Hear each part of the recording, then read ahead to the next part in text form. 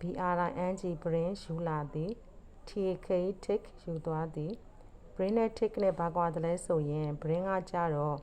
ပြောသူစီကိုသို့မဟုတ်ပြောသူရှိတဲ့နေရာကိုနားထောင်သူကတစုံတစ်ခုယူလာတာ tick ကကြတော့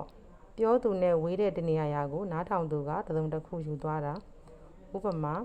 ကျမပုံမှာပြထားတဲ့အတိုင်းမမိုကပြောတဲ့သူဖြစ်ပြီးစုစုကနားထောင်တဲ့သူဖြစ်တယ်ဆိုပါစို့ brain ကကြတော့မမိုစီကိုသို့မဟုတ်မမိုရှိတဲ့နေရာကို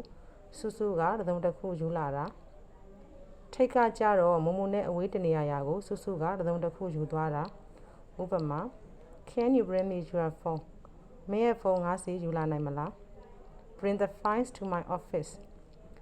ဖိုင်တွေကိုငါရုံးခန်းကိုယူလာပါ Don't forget to take your umbrella မင်းရဲ့ထီကိုယူသွားဖို့မမေ့ပါနဲ့ Take a glass of water to your father မင်းအဖေစီကိုရေတစ်ခွက်ယူသွားလိုက်ပါ